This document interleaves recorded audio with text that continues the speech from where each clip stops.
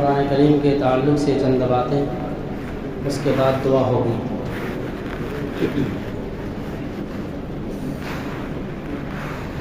نحمد و نصلی علی رسولہ الکریم، اما بعد، اعوذ باللہ من الشیطان الرجیم، بسم اللہ الرحمن الرحیم۔ لو انزلنا هذا القرآن على جبل لرأيته خاشعا متصدعا من خشية الله وتلك الأمثال نضربها للناس لعلهم يتفكرون۔ صدق اللہ العظیم۔ محترم عزیز ساتھیوں، قابل صد احترام مصلیان کرام، اللہ تبارک و تعالیٰ کا کرم اور احسان ہوا کہ اللہ باری عز اسمہ نے ہمیں اس مبارک مہینے میں قرآن کریم کو تراویح کی شکل میں سننے کی توفیق عطا فرمائی۔ حضور نبی کریم صلی اللہ علیہ وسلم کی حدیث ہے کہ اللہ کے رسول صلی اللہ علیہ وسلم نے فرمایا کہ تراویح کے اندر ایک سجدے کے اوپر جو نیکیاں ملتی ہیں، رسول اللہ صلی اللہ علیہ وسلم نے فرمایا تقریباً 1500 نیکیاں ایک سجدے پہ ملتی ہیں، اور ہم نے ہر روز تراویح کے اندر صرف 40 سجدے کیا، تقریباً 60,000 نیکیاں روزانہ تراویح کے اندر ہمارے نام اعمال میں لکھی گئیں۔ اور فرمایا رسول اللہ صلی اللہ علیہ وسلم نے کہ قرآن کریم کو کھڑے ہو کر نماز کے اندر پڑھنے کا ثواب ہر حرف پہ 100 نیکیاں ہیں۔ علماء کرام نے، محدثین کرام نے اس کی تشریح فرمائی، پڑھنے والے کو بھی اور سننے والوں کو بھی ہر حرف پہ 100 نیکیاں ملتی ہیں۔ پورا قرآن کریم ہم نے الحمد سے لے کر سورہ ناس تک سنا، پڑھا اور سنا۔ آج کی دنیا کے ٹیکنالوجی کے دور میں کمپیوٹر فیل ہو جائے گا کہ کتنی نیکیاں ہمارے نام اعمال میں آئیں۔ اللہ تبارک و تعالیٰ قرآن کریم کا شغف، قرآن کریم کی محبت اور اس کی عظمت ہم سب کے دلوں میں عطا فرمائے۔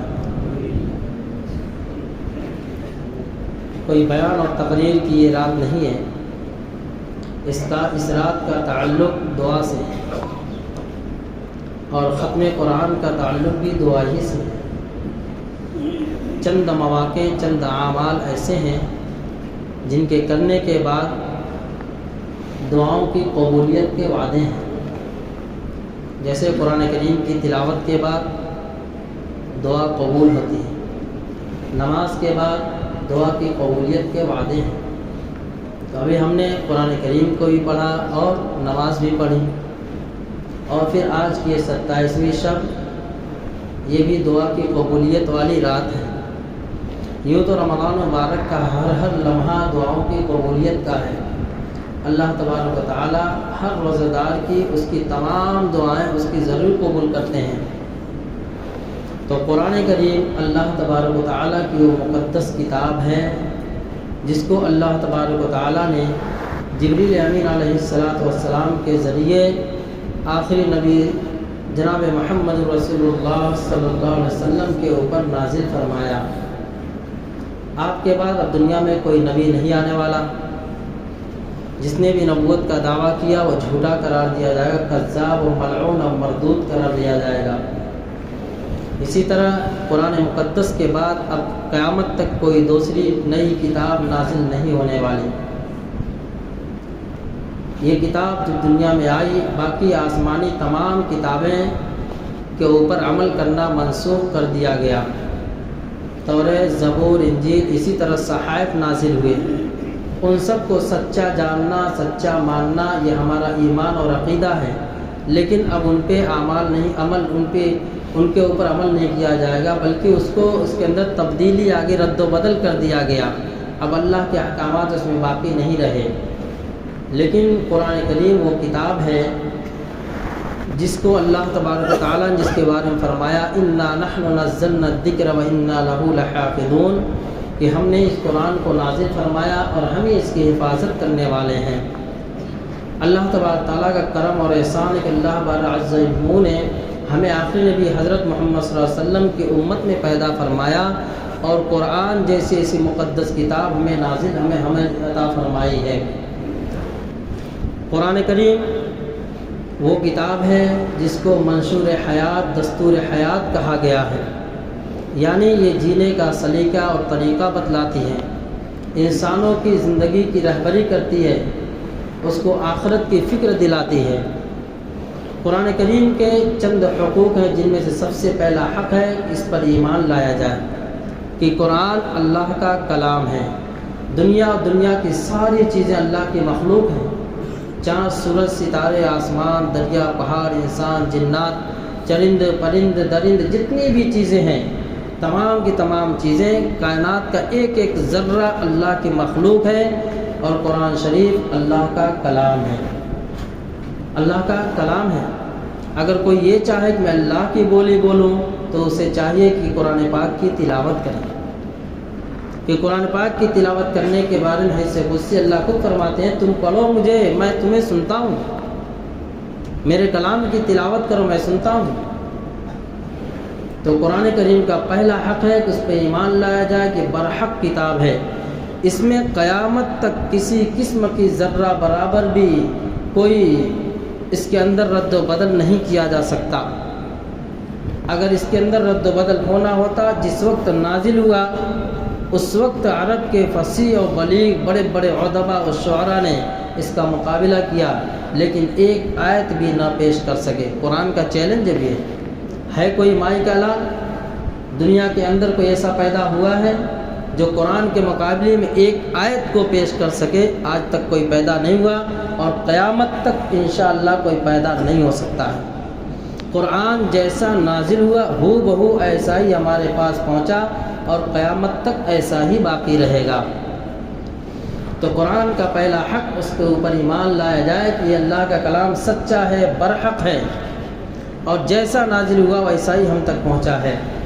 اور دوسرا حق کہ اس کے ظاہری الفاظ کو سیکھا جائے، اس کو پڑھا جائے، کہ قرآن کریم کے اندر ایک چاشنی ہے، ایک مٹھاس ہے، اس کے اندر ایک روحانیت ہے، اس کے اندر ایک نورانیت ہے، کہ جو شخص بغیر سمجھے بھی اگر قرآن کو پڑھتا ہے تو اس کو بھی ہر حرف پہ 10 نیکیاں اس کے نام اعمال میں لکھی جاتی ہیں۔ جب اللہ کے نبی صلی اللہ علیہ وسلم نے قرآن کو فضائل کو بیان فرمایا، صحابہ نے اسی وقت اس مسئلے کو حل کر دیا۔ آج کچھ عقل کے اندھے یہ کہتے ہیں کہ قرآن کو صرف ظاہری الفاظ کو پڑھنے سے کوئی فائدہ نہیں، اس کا رٹا مارنے سے کوئی فائدہ نہیں۔ اللہ کے نبی صلی اللہ علیہ وسلم کی اس حدیث کا انکار ہے جس میں نبی صلی اللہ علیہ وسلم نے فرمایا، میرے صحابہ نے پوچھا، یا رسول اللہ صلی اللہ علیہ وسلم کیا بغیر سمجھے پڑھنے پر بھی؟ اللہ کے نبی صلی اللہ علیہ وسلم فرمایا کہ ہاں، بغیر سمجھے پڑھنے پر بھی ہر حرف پہ تلاوت کرنے والے کے نام اعمال میں 10 نیکیاں لکھی جاتی ہیں، اور سننے والے کے نام اعمال میں ہر حرف پہ عام حالت میں 1 نیکیاں لکھی جاتی ہیں۔ قرآن کریم کا تیسرا حق یہ ہے کہ اس کو سمجھنے کی کوشش کی جائے، سمجھنے والے سے اس کو سمجھا جائے، کم سے کم اتنا ضرور کہ جو ہم نماز کے اندر جو صورتیں تلاوت کرتے ہیں، پڑھتے ہیں، سورہ فاتحہ، چھوٹی چھوٹی مختصر صورتیں ہیں، اس کو ہم جاننے والے سے، علماء کرام سے اس کو پوچھیں، اس کا مطلب، اس کا معنی کو سیکھنے کی کوشش کریں۔ یہ قرآن کا حق ہے، ورنہ علماء اللہ تبارک تعالیٰ نے اس امت کو ایسے عظیم علماء شخصیت عطا فرمائی ہے جنہوں نے قرآن کریم کو آسان لفظوں میں قرآن کا ترجمہ بھی کیا، قرآن کی تفسیر بھی کی۔ جیسے مشہور و معروف شخصیت حضرت مولانا مفتی محمد شفیع عثمانی صاحب رحمۃ اللہ علیہ، جنہوں نے معارف القرآن کو لکھا آسان لفظوں میں۔ کوئی اگر پڑھنا چاہے تو اس کو پڑھ سکتا ہے، اس کو سمجھ سکتا ہے، اور جو چیزیں سمجھ میں نہ آئے علماء کرام سے اس کو پوچھے۔ قرآن کا حق یہ ہے کہ اس کو سمجھنے کی کوشش کی جائے، اس کے اوپر غور و فکر کیا جائے۔ جو شخص قرآن کو سمجھنے کی کوشش کرتا ہے، اللہ تبارک تعالیٰ اس کو قرآن سمجھا دیتے ہیں۔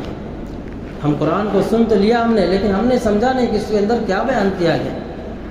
یا ایھا الذین آمنوا کی آیت ہم نے سنا، نہیں معلوم اللہ تبارک تعالیٰ نے کس چیز کو کرنے کا حکم دیا، کس چیز سے منع فرمایا ہے۔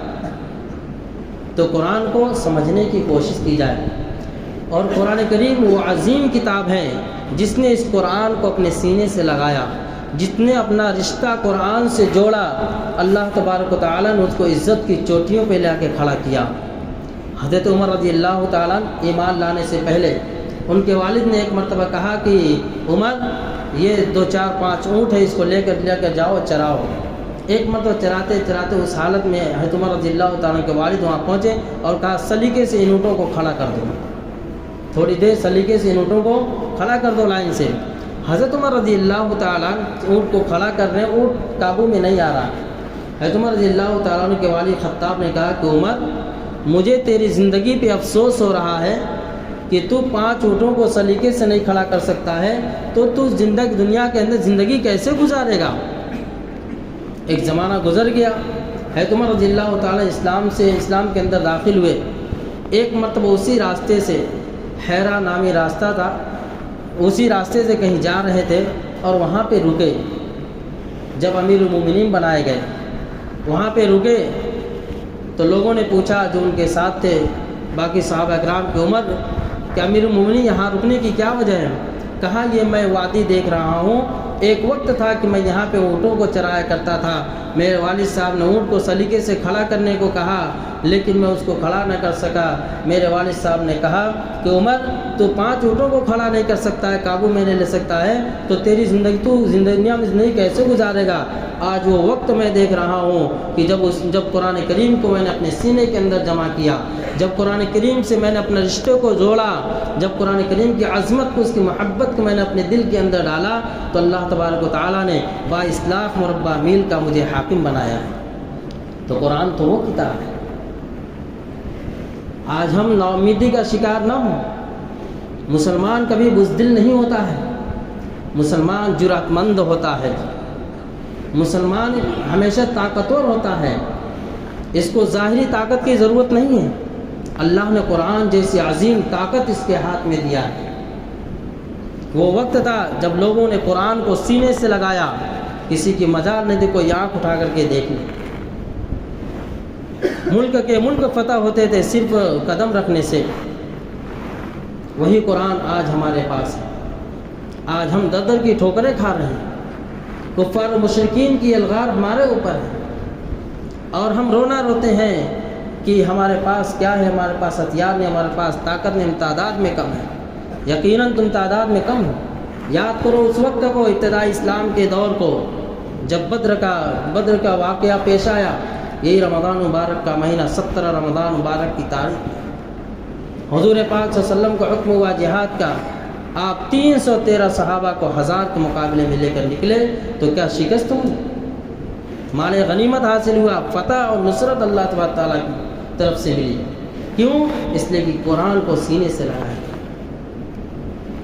میرے عزیز ساتھیوں، آج بھی اگر ہم نے قرآن کو سینے سے لگایا، اگر قرآن سے اپنے رشتے کو مضبوط کیا، تو آج ہم پوری دنیا پہ غالب آ سکتے ہیں۔ اس لیے کہ سب سے پہلا ایمان قرآن کا ہے۔ اللہ تبارک و تعالیٰ کی وحدانیت کے بعد قرآن پہ ایمان لانا یہ ہمارا عقیدہ ہے، فرض ہے کہ قرآن سچی کتاب ہے۔ تو قرآن کو جب سینے سے لگایا تو 22 لاکھ مربع میل کا حاکم بن کے دنیا سے گزرا۔ ایسے ابوبکر صدیق رضی اللہ تعالیٰ عنہ نے قرآن کو سینے سے لگایا۔ اللہ تبارک و تعالیٰ نے اس دور کے اندر زکوٰۃ کے منکرین پیدا ہوئے تھے، لیکن کہا قرآن میں اللہ نے کہا اقیموا الصلاۃ وآتوا الزکاۃ۔ کوئی کس کی مجال ہے جو زکوٰۃ کو نماز سے الگ کر دے، جبکہ اللہ نے قرآن میں زکوٰۃ کو نماز سے جوڑ کر کے رکھا ہے۔ میں ان سے جنگ کروں گا۔ اسی طریقے عثمان رضی اللہ تعالیٰ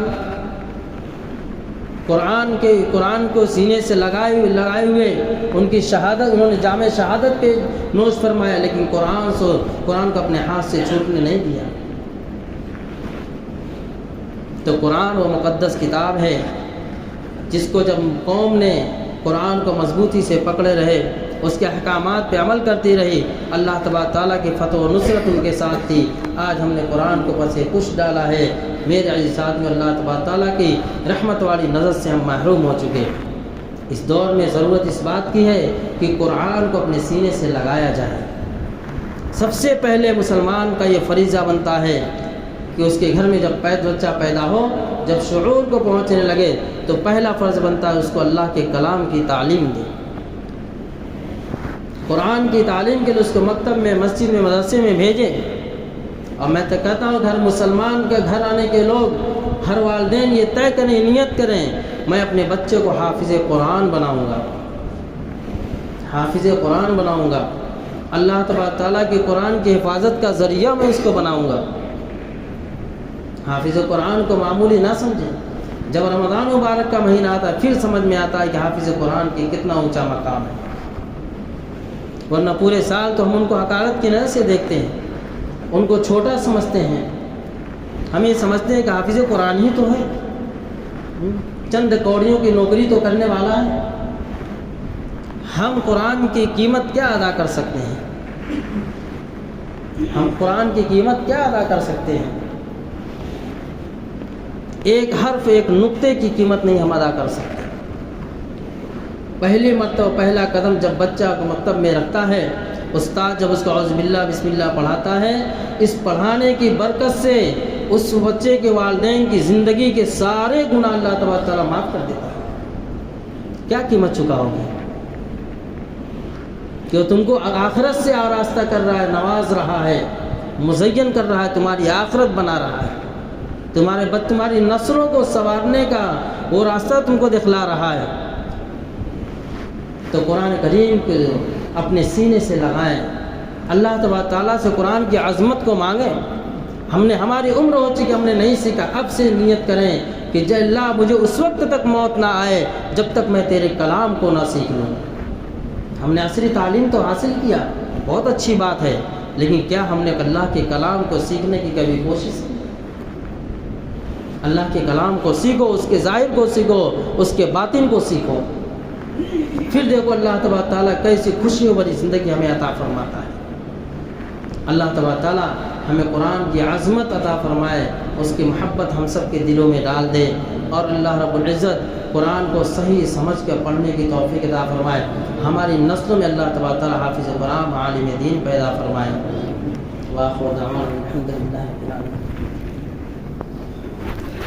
دعا کریں۔ اللهم انت السلام ومنك السلام وتبارك يا ذا الجلال والاكرام۔ اللهم لك الحمد كله ولك الشكر كله، اللهم لك الحمد كله ولك الشكر كله، اللهم لك الحمد كما ينبغي لجلال وجهك وعظيم سلطانك، اللهم لك الحمد كله ولك الملك كله ولك الشكر كله ويرجع الأمر كله، ونسألك من الخير كله ونعوذ بك من الشر كله، اللهم إنا نسألك العافية والمعافاة في الدنيا والآخرة، اللهم إنا نعوذ بك من شر الدنيا بلاء الآخرة، اللهم إنك عفو كريم تحب العفو فاعف عنا، اللهم إنك عفو كريم تحب العفو فاعف عنا۔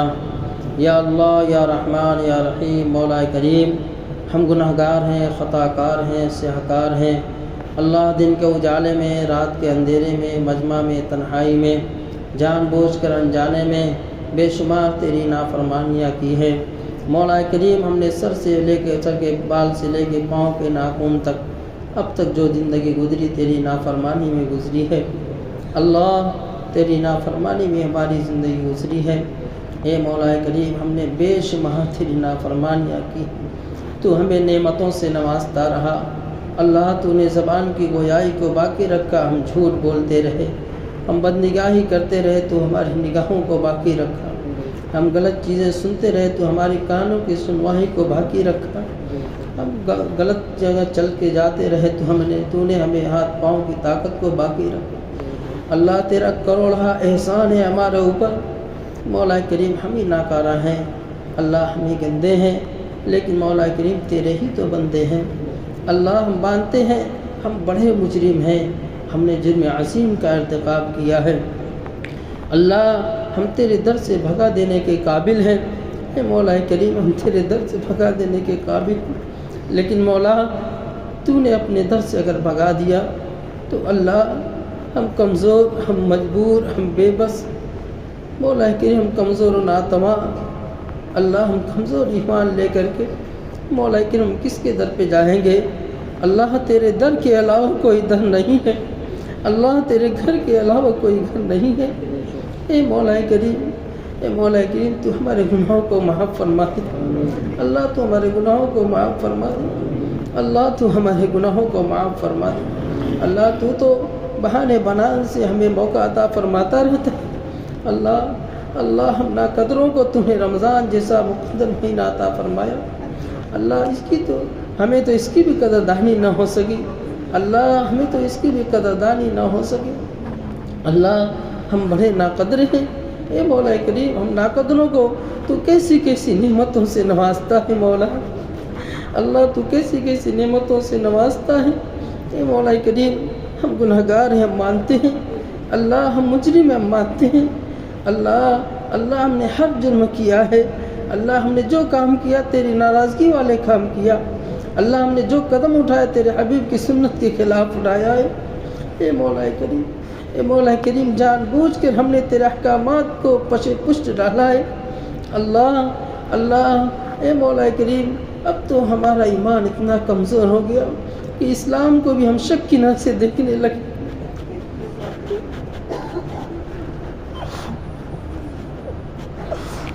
اے مولا کریم اب تو ہماری ایمان کے بھی لہلے پڑے ہیں، اللہ تو ہی ہماری ایمان کا محافظ بن جا، اللہ تو ہی ہماری ایمان کا محافظ بن جا، اللہ تو ہی ہماری ایمان کا محافظ بن جا۔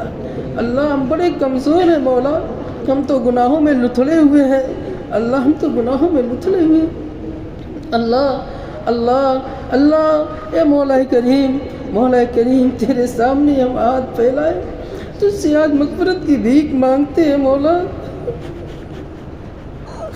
اللہ دنیا کا مانگنے والا بڑی امیدوں سے ایک دروازے پہ جاتا ہے، اسے روٹی نہیں ملتی، اسے امید ہوتی ہے دوسرے دروازے سے ملے، وہاں سے نہیں ملتی تیسرے دروازے کی امید ہوتی ہے، اللہ آخر میں اس کو روٹیاں مل جاتی ہیں۔ اللہ ہم کسی کے دروازے پہ تو نہیں گئے، اللہ ہم کسی اور کے سامنے تو ہاتھ نہیں پھیلایا، اللہ ہم تو تیرے سامنے ہاتھ پھیلائے ہیں، اللہ ہم تو تیرے سامنے ہاتھ پھیلائے، اللہ ہم نے تجھے ہی اپنا خالق و مالک مانا ہے، اللہ ہم نے تجھے ہی اپنا رازق مانا ہے، اللہ ہم نے تجھے ہی سب کچھ تجھ کو ہی ہم نے، اللہ مولا کریم ہم نے تجھے ہی سب کچھ مانا ہے، مشکل کشا تو ہے، حاجت روا تو ہے، عزت ذلت کا مالک تو ہے، روح اولاد دینے والا تو ہے، اے مولا کریم صحت و تندرستی کا مالک تو ہے، اللہ اے مولا کریم ہم کمزوروں کی مدد فرما دے، اللہ ہم کمزوروں کی مدد فرما دے، اللہ ہم کمزوروں کی مدد فرما دے، اللہ ہم کب تک ایسے تیری ناراضگی والے کام کرتے رہیں گے، اللہ آج کی اس مجلس میں ہم سچی توبہ کرتے ہیں مولا، اللہ ہماری توبہ قبول فرما لے، اللہ ہماری توبہ قبول فرما لے، اللہ ہم عزم و ارادہ کرتے ہیں اب آج کے بعد تیری ناراضگی والے قدم نہیں اٹھائیں گے، اللہ اب آج کے بعد تیری ناراضگی والے قدم نہیں اٹھائیں گے، اے مولا کریم تو ہم سب سے راضی ہو جا، اللہ اے مولا کریم یہ دن رات کا الٹ پھیر، یہ موسم کی تبدیلیاں، اس سورج کا نکلنا، یہ دھوپ کی تپش اور یہ بارش کے تیور بتلا رہے ہیں، تو آج کے اپنے بندوں سے ناراض ہے، اللہ تو آج اپنے بندوں سے روٹا ہوا ہے، اللہ آج ہم تجھے منانے کے لیے بیٹھے ہیں، اللہ آج ہم تجھے منانے کے لیے بیٹھے ہیں، اے روٹے رب راضی ہو جائیے، اے روٹے رب راضی ہو جائیے، اے روٹے رب راضی ہو جائیے، اے روٹے رب راضی ہو جائیے، اللہ اے مولا کریم ایک بچے کو جب کسی چیز کی ضرورت ہوتی ہے اور رو رو کر اپنے والدین سے اپنی ماں سے اپنی باتوں کو منوا لیتا ہے، اللہ ہم بھی تیرے سامنے آنسو بہاتے ہیں، اللہ ہم بھی تیرے سامنے آنسو بہاتے ہیں، اللہ ہم نے بھی تیرے سامنے ہاتھ پھیلایا ہے، اے مولا کریم تو مغفرت کی بھیک دے دے، اللہ تو مغفرت کی بھیک دے دے، یا رحیم رحم فرما دے، یا کریم کرم فرما دے، یا ستار ستاری کا معاملہ فرما دے، یا غفار غفاری کا معاملہ فرما دے، یا رزاق رزاقی کا معاملہ فرما دے، یا اللہ تو معاف فرما دے مولا، اللہ تو معاف فرما دے مولا، اللہ ہم تیرے سامنے اللہ پوری زندگی کو لے کر بیٹھے ہیں، اے مولا کریم، اے مولا کریم تو ہمیں رسوائی سے بچا لے اللہ، تو ہمیں رسوائی سے بچا لے اللہ، تو ہمیں ذلت سے بچا لے اے مولا کریم۔ تو نے ہی قرآن میں فرمایا کہ وَأَمَّا السَّائِلَ فَلَا تَنْهَرْ، کہ سائلوں کو مت جھڑکنا اللہ تو جب ہم کمزوروں کو یہ حکم دیا کہ ہم مانگنے والوں کو نہ جھڑکیں، تو اللہ ہم بھی تو تیرے سامنے سائل بن کر ہاتھ پھیلائے ہیں اللہ، تو بھی ہمیں جھڑکیاں نہ دینا اللہ، تو بھی ہمیں جھڑکیاں نہ دینا اللہ۔ تو نے اگر بھگا دیا اللہ، تو نے اگر دھتکار دیا اللہ، تو نے اگر جھڑکیاں دے دی مولا کریم، شیطان ہمیں اچک لے گا اور ہماری زندگیاں برباد ہو جائیں گی اللہ، ہماری زندگیاں تباہ ہو جائے گی۔ اور اگر اللہ تو نے اپنے در کا ہمیں تو نے اگر مغفرت فرما دیا، تو نے اگر رحمت کی چادر میں ہمیں ڈھال دیا، تو نے اگر اپنی رحمت کی چادر ہمارے اوپر ڈال دی، تو اے مولا کریم تیرا کچھ نہیں بگڑے گا، ہماری زندگی بن جائے گی اللہ، تیرا کچھ نہیں بگڑے گا، ہماری زندگی بن جائے گی اے مولا کریم۔ تیرے حبیب نے مولا کریم پوری زندگی آنسو بہایا اللہ، تیرے حبیب فرماتے ہیں کہ میں مطاف میں آنسو بہایا، میں نے منی عرفات میں مزدلفہ میں آنسو بہایا، میں نے اس مقدس جسم کو مولا کریم فرماتے ہیں مقدس جسم کو طائف کے اندر خون سے لہو لہان کیا، میں اس لیے کہ میں اپنے خاندان والوں کے لیے نہیں، میں اپنی بیٹی رقیہ کلثوم زینب کے لیے نہیں، میں اپنے گھر والوں کے لیے نہیں، میں اپنی گناہگار امت کے لیے آنسو بہایا ہے مولا۔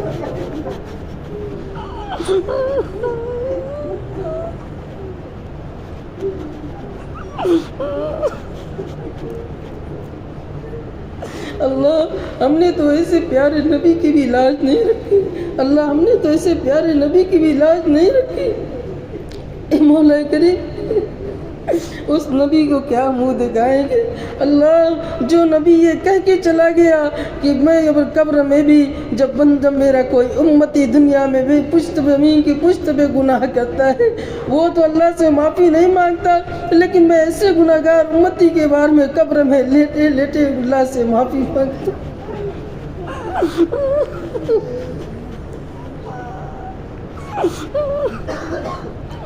اللہ، ایسے پیارے حبیب کی بھی ہم نے لاج نہیں کی، تیرے حبیب نے جسم سے خون بہایا ہمارے لیے اللہ، آج ہم تیرے حبیب کی سنتوں کو پاؤں تلے روت رہے ہیں مولا اللہ، یہود و نصارہ کے طریقے ہمیں اچھے لگنے لگے اللہ، تیرے حبیب کی سنت کو ہمارے دل کے اندر نفرت پیدا ہوگی اللہ اے مولا کریم، کل میدان محشر میں تیرے حبیب کے سامنے ہم کون سا منہ لے جائیں گے مولا اللہ اے مولا کریم، تیرے حبیب کے سامنے کون سا منہ لے جائیں اے مولا کریم۔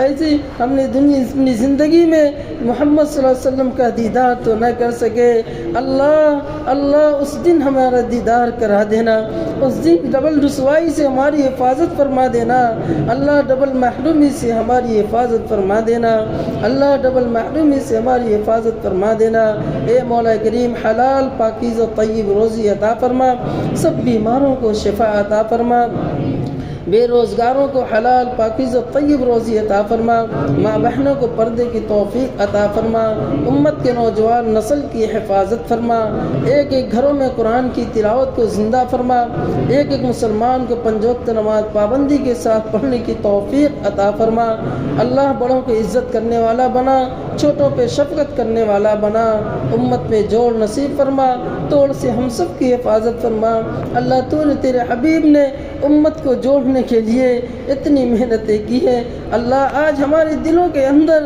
ایک ایک بھائی کے بارے میں حسد اور کینہ بھرا ہوا ہے اللہ ہمارے دلوں سے حسد اور کینے کو نکال دیجئے، ہمارے دلوں کو صاف کر دیجئے اللہ، ہمارے دلوں کو صاف کر دیجئے اللہ۔ اب تک ہم سجدہ کرتے رہے مولا، سجدے کا سرور ہمیں عطا فرما دیجئے، نماز کی عظمت ہمیں عطا فرما دیجئے اللہ، والدین کا احترام کرنے والا بنا دیجئے جو لوگ دنیا سے جا چکے ہیں اللہ ان کے درجات کو بلند فرما دیجئے۔ مولا کریم موجودہ علماء اکابرین امت کی عمروں میں مولا کریم برکت عطا فرما دیجئے، ان کا سایہ ہمارے سروں پہ تادیر قائم اور دائم رکھ دیجئے۔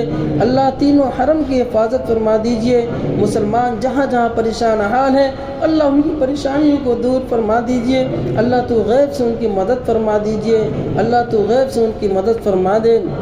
اے مولا کریم مسلمانوں میں آپس میں جوڑ نصیب فرما دے، توڑ سے ہم سب کی حفاظت فرما دے، ہم سب کو دین کا دائی اور شیدائی بنا دے، دین کا پرچم لہرانے والا بنا دے۔ تو اپنے دین کی محنت کے کاموں میں ہم سب کو لگا دے اللہ، تو اپنے دین کی کاموں کی محنت میں ہم سب کو لگا دے۔ اے مولا کریم ہمیں مانگنا نہیں آتا، بن مانگے عطا فرما دے مولا، بن مانگے عطا فرما دے مولا، بن مانگے عطا فرما دے مولا۔ اے مولا کریم ہم اپنی حال کے مطابق مانگتے ہیں اللہ، تو اپنی شان کے مطابق عطا فرما دے اللہ، تو اپنی شان کے مطابق عطا فرما دے۔ اے مولا کریم ہم سب کی طرف سے، پوری امت کی طرف سے حضور نبی کریم صلی اللہ علیہ وسلم کے مقدسہ کو مولا کریم درود و سلام کا نذرانہ پہنچا دیجئے اللہ، درود و سلام کا نذرانہ پہنچا دیجئے۔ مولا کریم ہماری ٹوٹی پھوٹی معروضات کو اپنے فضل و کرم سے مولا کریم جناب رسول اللہ صلی اللہ علیہ وسلم کے صدقے طفیل میں قبول فرما لیجئے اللہ، قبول فرما لیجئے اللہ، قبول فرما لیجئے اللہ۔ جب دنیا سے جانے کا وقت ہو مولا کریم کلمہ طیبہ لا الہ الا اللہ محمد رسول اللہ زبان پہ جاری فرما دینا، بغیر حساب و کتاب کے جنت میں داخلہ عطا فرما دینا، پل صراط سے بجلی کی طرح گزار دینا، جنت میں اعلیٰ سے اعلیٰ ترین مقام عطا فرمانا، جہنم سے ہم سب کی حفاظت فرما دینا، اعمال صالحہ کی توفیق عطا فرمانا، ہر اس اعمال سے ہماری حفاظت فرمانا جس میں تیری ناراضگی ہو۔ اے مولا کریم حضور نبی کریم صلی اللہ علیہ وسلم کی سنت پہ جھوٹ جھوٹ کر عمل کی توفیق عطا فرما دیجیے۔ جزا اللہ عنا محمد ما هو اہلہ صلی اللہ علیہ وسلم، انت المستعان علیک البلاغ، لا حول ولا قوة الا باللہ۔ سبحان ربک رب العزة عما یصفون والسلام علی المرسلین والحمد للہ۔